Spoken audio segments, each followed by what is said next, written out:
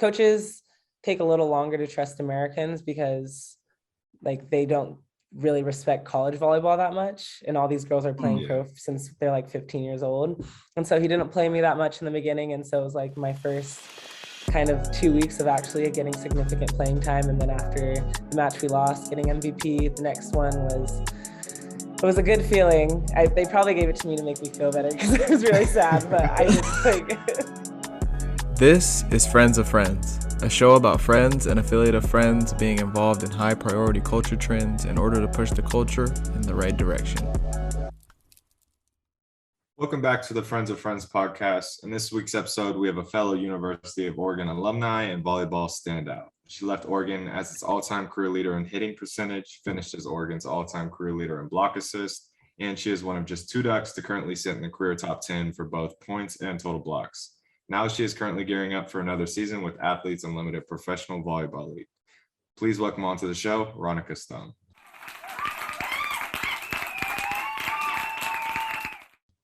Wow, that made me sound cool. we gotta plug you guys a little bit. Okay, thank you. Gas me up.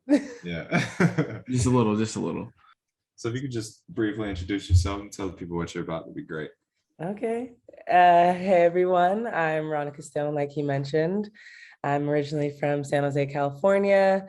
Went to Oregon and I studied journalism there.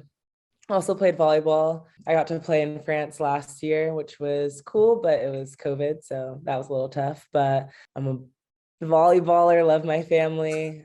It's so simple. I play sports, love watching sports, love talking about sports, and that's pretty much me. And I have a big personality. That's it. Oh, that's money. All wrapped up in one. Okay, so we want to know, was volleyball your first sports passion? Did you play anything else growing up? Yes, I played a lot of sports growing up. Like I did figure skating at one point in my life, but that's when I was little. But the first sport that I had a passion for and was competing for competitively was basketball. And so, yeah, I was a basketball player before I was a volleyball player. And then I transitioned into just volleyball I stopped playing basketball my junior year of high school. So I want to know, how has your 2-time Super Bowl champion father helped fuel your competitive edge? That's good. When we were younger, I have 4 siblings. And when we were younger, we used to like have family competitions, like really made us competitive, or at least me at such a young age. Like it was like who could do the most sit-ups and push-ups and jump ropes and stuff. And like I still remember when I got like 200 jump ropes in a row, like I felt like I was on top of the world. So I think from a young age we were put into competitions just between ourselves, and I think that's still like me and my little brother who's at Washington State. Like we still compete so much today, and like I'm competing with people who aren't even thinking it's a competition. Like it's a problem at this point. It's a never-ending competition with the world. Oh, man. But yeah, it was just, I mean, he's played at the highest level and he's won Super Bowls. He's been all pro, and so he knows what it takes to be great. And so even when we did accomplish what we thought was good, which not that he diminished it by any means, but it was just like, you're not done. Like there's still other things. It's just like, but I won state. Can I get this one thing? No. He's like, you want a cookie? I was like, damn. You got me. All right, so what was it like playing for a top-ranked college volleyball team? Did you feel any like pressure? Did you embrace the pressure? What was it like? It was cool. I embraced it. I came in really highly recruited out of high school. And so I knew wherever I was going to start. At some point, I didn't like know that for sure, but I knew I had a chance to start. And if I didn't start, it was going to be really disappointing. And right. Into the transfer portal. I know, so it's like, hey, someone else is going to start me. No, but like even I remember getting recruited, the head coach at the time was like, I'm not going to tell you you're a starter, but if you're not starting, I'm going to be really disappointed. So like I knew coming in, there's a lot of expectations for me. And it was something I always wanted. I always want to win, so it's not anything you shy away from.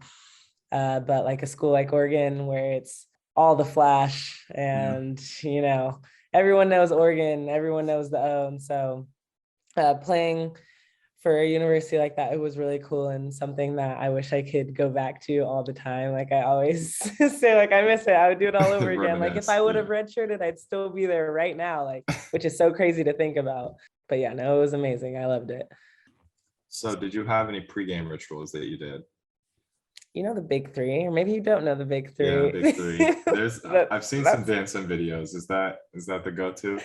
It's not really, it wasn't really a ritual. I would say we didn't have to do it before every game. And there's nothing I ever had where I needed to do it before every game where I felt like I wasn't going to perform well. Like I'm not superstitious at all.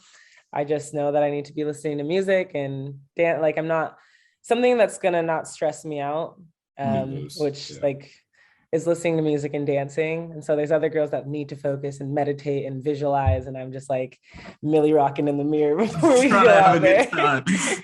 So that was it, really, just listening to music. So who would you say are some of your top mentors that helped mold you into the player you are today? I don't think. My high school coach, for sure. Well, he was my high school coach just my senior year, but he coached at the club I played at. And so I've known him since I was 12. And I never got a chance to play for him until my senior year when he came to my high school to coach me. But he would take the time to get me through privates, like with him and with the other setters, like practice hitting with me all the time, like never charged for anything, just like wanted the girls he was training to be better. And like I owe a lot of my success to him. And why I was recruited so highly was all those hours in the gym with him and him like taking the time. And I wasn't his player too until my senior year. So it's just like the time that he took to train me. Well, like I still go back and I'll practice with his club teams when I go back home. Like he'll be in my life forever, probably. Yeah. So him for sure. And there's, her name's Faluka. She's on the national team. I think just the way she plays, just how competitive she is, how big she is at the net. And like for my position, you're supposed to be like the tallest on the court. And there's like girls that are 6'8". In my position, I'm considered like undersized. And so she's my height. And I know it's like crazy. I'm 6'2" and undersized. And she's my height. And just everything that she could do, she's been playing for so long, she was pregnant in 2020 and then won a gold medal in the Olympics in 2021. It's just like, that's great. So she's incredible. So out of all your accomplishments as a professional volleyball player, is there a match or tournament that stands out to you? Okay, as a professional, let's see. I would say, because I mean, I'm only 1 year in. 1 year in. Yeah, so there has to be last season. No.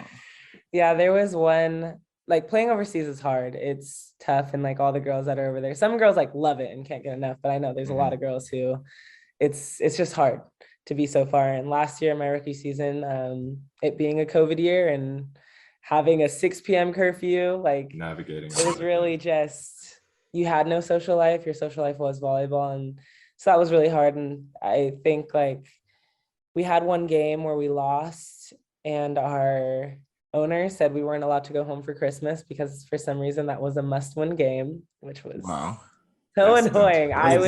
That sounds crazy. Yeah, he said we couldn't leave the zip code. And so it was like really tough. And we still had one more game before our break. And that game I ended up balling out and I got MVP, and that was my first MVP. And I wasn't really playing a lot to start the season. It's like hard. Coaches take a little longer to trust Americans because like they don't really respect college volleyball that much. And all these girls are playing pro since they're like 15 years old. And so he didn't play me that much in the beginning. And so it was like my first kind of 2 weeks of actually getting significant playing time. And then after the match we lost, getting MVP, the next one it was a good feeling. They probably gave it to me to make me feel better because it was really sad, but I didn't like They're like, don't leave. They're like, don't cry. Here's an MVP trophy. So if you could play doubles with anyone, who would your partner be? Ooh, with anyone? Mm-hmm. In the world? In the world. Oh my gosh, I'd have to pick like the best player in the world. Okay, it has to be someone that can set. But definitely, yeah, let me think. Run through the list. I am, because I need someone that can set, because I'm not setting. Shoot, I'd probably pick, I'd pick Catherine Plummer for sure. She played at Stanford. She's Okay. our class. I don't know if our class. I don't know if we're in the same class, but she played at Stanford and she was like 2 or 3 time National Player of the Year. She's 6'6". So she's legit. She's Yeah, legit. She's sounds legit. like I a would real definitely deal. pick Catherine Plummer. All right. Okay, that's her go-to. All right. So what is it like dating a player in the NFL? I don't know. It's like he has practice. And so, and then I'm working out in the mornings. And so by the time he gets done, like I've had a few hours to myself. It's like a mix and match schedule. Yeah. Yeah.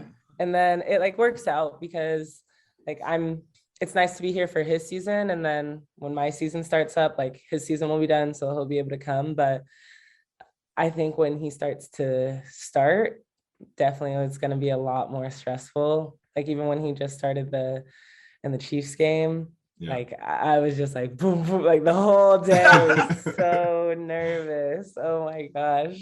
And I knew he was nervous, but like I know how coaches feel because like Yeah. you don't know what they're thinking. You can't change anything. You can't tell them anything. Like they just have to go out to play. And then I was in the fucking nosebleed. Sorry. You're good. That's like, I'm just like watching it happen. It's like, I don't know. Like, I don't know what he's You're thinking. like, somebody give me some binoculars. I can't even see this. Like, I wish I just like knew what he was thinking and I can talk. Like, you can't talk to him. You just have to watch him play and you have to watch him take a hit or watch him do whatever. And it's like, so that was stressful. Yeah. So how did you handle being a national meme for your seats in a stadium? What a transition. Not a big Perfect deal. timing. I think journalism is such a funny just job occupation. Like, Yeah. because people had to write articles about that. Like people had to take time to write about me sitting in the nosebleeds. Like it was Sports Center, Sports Illustrated, Bleacher Report, the New York Post. You Like were all over the place. I was like, oh my gosh. I was like, no way. Like, are we serious right now? We're gonna talk about the seats. Like it's gonna go on. And it was really funny. I did like the attention I was getting. I'm not gonna lie. Like, look at me. I'm blowing up for being in the nosebleeds. It was funny for sure. But it also shows that people don't even fact check. Like I just Googled myself and read the articles. People didn't even get my birthday right. I was like, and they said that I had a net worth. Yes, they said I had a net worth. They're like, since she played professional volleyball, Jordan, say hi. What's good? What's good, Jordan? They're like, since she played professional volleyball, her net worth should be $1 million. I was like, I wish, like, what? Man. And so it was take funny. that and run with it. I know. I'm like, I'm just gonna let the world think that I'm a millionaire. So what was the story behind the seats? Like, why did they put you guys so far up? It's really just like the away team they decide where Allocated you sit. tickets, It's like yeah. people were saying that I'm sure the Packers can go out of their way and buy like nicer seats, but like they just get the seats that. But were the those Chiefs even give. like terrible seats? They didn't look that bad. Like they looked bad. They look bad when you out, zoom yeah. in and you see us all the way at the top. Yeah, like that looked really bad. But honestly, like we were in the middle, we could see everything. You did not need binoculars. It was fine. Like, and so that's why it was funny because it just was so dramatic. Like fans were DMing me saying that they had extra seats and to like send them my email so they can send me their seats because they felt bad. I was like, oh my gosh, like this is embarrassing a little bit. Like real treatment. But no, it's just the seats that you get, like they get to decide. And I feel like people would do that. It's the same thing in college. Like my brother goes to Washington State, and like the seats that Oregon gave were Yeah, they horrible. shove them all up. Like Yeah. they put you where they don't want the family to be close. So Mhm. yeah, that's the story. I just had to pick you on that one. No, it's okay. All right. So when your career is finished, would you ever consider coaching? I don't know. Right now I'm coaching privates because it's a way to make money and I know what I'm talking about. But I don't know if I would coach a team. If I did coach a team, they would have to be an older team You for thinking like sure. college? If not college, then like the 18s, like 18s club team or something like that. It'd be really hard for me to coach some like 10-year-olds. Really. Like y'all are boo boo. I'm like, oh, just hit it over the net. So I don't know. People have asked. I like realized, I mean, I've had a lot of great coaches and I've played on a lot of different teams. So I know like how to teach the game. And I can see it from definitely a coach's point of view, but it stressed me out, like Not in the having near to sit future. out and I like feel you. watch them and know I can do that and just be like, I wish I could just get in the game. It's a lot of sucking your teeth. Yeah. So yeah, not anytime soon. Maybe when I'm like 60. Yeah. All right, so now we're gonna go to our fast questionnaire round. Just some fast questions to get to know you a little better. So first question: go on a hike or go to the beach? Beach. Okay. Any cartoon that you still watch? American Dad. I like American Dad. Nice. But if SpongeBob is on, like I'll tune into You get SpongeBob. into it. You Yeah. have to. You have to. I'm like, ooh, I hope it's the old episodes. Okay, best thing about playing pro volleyball in France? Ooh, the scenery. I was in the south of France, so we drove past the beach every single day to and from practice, and it was beautiful. They let me out. Like, I understand why so many rappers and artists write songs about the south of France. I'm like, I get the hype. All right, if you could be on a reality TV show, what would it be? I feel like it has to be one where I'm winning money. I would be on. I watch a lot of reality TV, so I'm like going through them. A lot of them are dating Survivor, shows. huh? I got asked to be on The Challenge, Whoa. but I don't know if I could do that. No, Definitely not. They do some crazy stuff. Oh, I want to be on. I wouldn't get through, but I would want to be on Wipeout. I always wanted to be on Wipeout. Wipeout would be fun. Oh, Like, goodness. yeah, I would bust. You'd be in a highlight tape for Yes, sure. like so bad. With how long I am, I would fall hard. All right. Go-to karaoke song. Irreplaceable by Beyonce. Okay, I feel you. All right, favorite dessert. This is hard. Half-baked Ben and Jerry's ice cream. Unbeatable. Classic. Unbeatable. I get like 6. Once they restock at the store, I like grab them all. They You got go 'em for a out week. so fast. All right. Favorite pair of shoes. I'm just gonna go with my playing shoes. I like Paul George's. Okay. Okay. All right, last question for you. Friends of Friends podcast or any other podcast? Friends of Friend podcast. Clearly, of come Friend. on. You heard it. Yeah. Heard it. You know, I'm like any other. All right. So now in our last segment, we just want to thank you for coming on to the Friends of Friends. So now if you have anything you want to plug or shout out, the mic is all yours. Gonna give a shout out to Athletes Unlimited Okay. and also to League One Volleyball. That is another American volleyball league that's going to be coming out in 2024.